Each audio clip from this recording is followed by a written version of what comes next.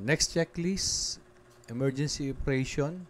Letter D, activate CO2 system. Press natin to, CO2 system. Bridge telegraph position should be set to stop. So, kung naka-pull, sabi niya, stop muna natin, sabi niya, stop. So, mapapansin nyo, tinatry na nilang i-combat yung fire sa heaters, fuel heaters, and separator room. So, dito sa scenario na to, para bang hindi nila na kayang i-combat yung fire using mist, water mist. So, we have to stop the engine. Yan. Okay. Pindutin natin stop. Ventilation flaps close valve at deck should be pressed. So dahil pinindot natin yung stop at nasa bridge control, automatic yung RPM ng main engine magsisiro yan. Kasi nga emergency na nga eh. So since we are planning to release the CO2, we have to close all the flaps.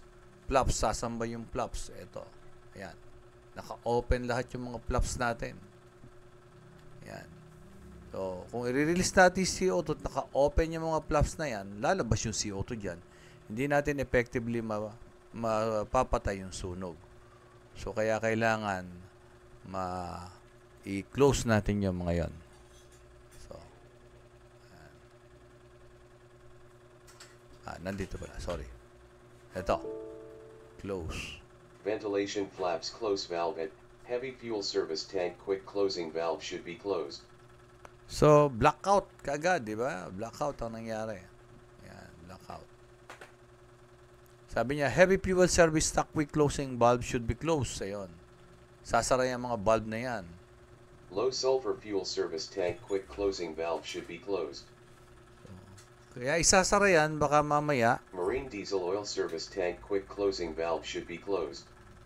Isa dyan yung pinanggagalingan ng mga fuel, gano'n. So, we have to close all quick closing valves para mawala na supply ng fuel yung sunog. Cylinder oil service tank quick closing valve should be closed. Heavy fuel settling tank number 1 quick closing valve should be closed. Heavy fuel settling tank number 2 quick closing valve should be closed. Carbon dioxide control box for engine room should be open. So, balikan natin yan, CO2 system. Balikan natin yung fire control station. Pansinin nyo, hindi sinara yung EG or emergency generator. Para at least, kung kailangan natin na emergency generator, dahil wala naman dun yung sunog, we still have power. Kasi yung emergency generator, nagsusupply ng mga emergency fire pump, emergency steering gear, elevator kung may elevator, o kaya naman mga wings ng mga lifeboat, ayun, mga ganon. Ayan. So ito lang talaga yung others iniwan. Then so confirm natin yung alarm. Ayan. So ayaw, di ba? Kasi nga the fire is still not under control. So puntahan natin yung CO2 system. Okay, carbon dioxide control box for engine room should be open. Bubuksan daw natin to. Yan, buksan natin. Kunin natin susi. Yan. Carbon dioxide control valve in engine room control box should be open. Yan. So, umalarma yung CO2 pagkabukas. Ganun yung mangyayari. Kaya, kung aksidente o merong hindi dapat at binuksan yan, aalarma yan. Kasi, delikado to na mai-release ito na may tao pa sa engine room. CO2 ito, mamamatay yung mga tao. So, buksan natin yung valve. Carbon dioxide main valve in engine room control box should be open. Another valve, ayan. Carbon dioxide valve for control bottle number 1 in engine room control box should be open. So, yung unang binuksan is carbon dioxide main valve in engine room control box should be open. Yun, yung una. Yan, pansinin nyo. Yan. Diretso dito yan. Dito. This is the engine room CO2 bank. 240 bottles. Yan. And then, carbon dioxide valve for control bottle number 1 in engine room control box should be open. So, yun naman, isa. Ito naman, diretso naman dito yan. Kaya, pansinin nyo, ito naman ang kukontrolin niya. Ito, dito. Yan. Pag napunta na dyan yan, ito naman. Ito naman yung isang, ayan. So, anong gagawin? Carbon dioxide valve control bottle number 1 in engine room control box should be open. Sabi niya, ito, number 1 daw. Buksan natin. Wait until carbon dioxide discharge pressure for engine room is above 80 bar. Ayun, no? So, tumataas na yung pressure dahil binuksan natin. Ayun, pupunta na ngayon dyan yan. Dito, at saka dito. Yan. Wait until fire is extinguished and carbon dioxide discharge pressure for engine room is below 1 bar. Nag-open din to. Diba? O, yun. Wait until fire is extinguished and carbon dioxide discharge pressure for engine room is below 1 bar. So, 88 bar, diba? Ayun, o, bumababa. So, nagre-release na siya sa engine room. So, ayun. May alarms, tapos merong ilaw. Ayan, para kahit paano, kung may tao pa, makikita niyan, pwede pa siya mag-evacuate kasi yun yung number 1. Before mo i-release yung CO2, dito, ang CO2 kasi pag na-release yan, malamig yan. Yan. So, kaya kailangan, lahat ng engine personnel nakalabas na dyan. We are waiting for the pressures to go down in below 1 bar. Yan. Sus.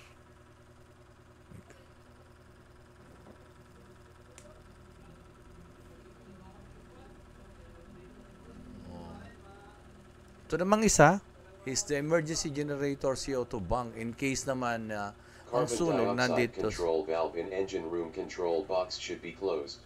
In case ang sunog ay nasa emergency diesel generator. So, sara na raw natin itong valve na to. Carbon dioxide main valve in engine room control box should be closed. Itong valve na to, sara na rin daw. Carbon dioxide valve for control bottle number 1 in engine room control box should be closed. Yeah. Sara na din. Carbon dioxide control box for engine room should be closed. Okay, sara na din. Yan. Ventilation flaps open button at bridge should be kept pressed. So, ito raw ventilation. Yan. Yan. Pindutin natin. Ventilation flaps open button at heavy fuel service tank quick closing valve should be open. So, nung binuksan natin ito, ang nangyari, punta tayo dito. Yun. Yung ventilation, o yun, nabuksan na uli. Tapos, sabi niya, fire control station, buksan, i-open na raw natin ito. HFO service tank. Low sulfur fuel service tank quick closing valve should be open. LSFO. Marine diesel oil service tank quick closing valve should be open. MDO. Co-service tank quick closing valve should be open. Cylinder oil. Heavy fuel settling tank number 1 quick closing valve should be open. HFO settling.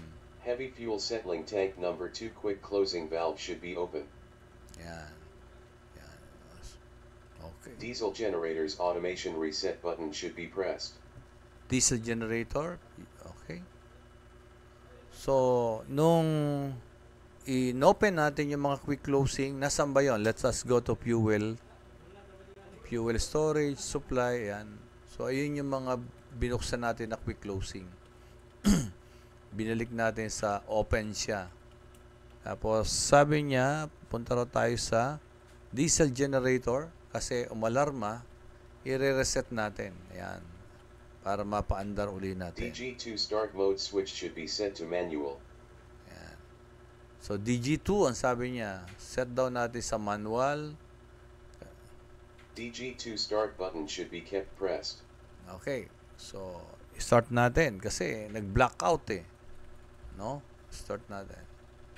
DG2 start button should be released. Generator synchronization selector should be set to DG2. So, dahil DG2 ang pinaandar natin, lagay natin to sa 2.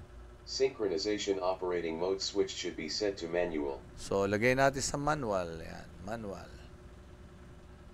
DG2 main breaker on button should be kept pressed. So, pwede na kasi wala namang kasabay na ibang generator para i-synchronize. Siya lang. So, i-close na natin yung breaker niya.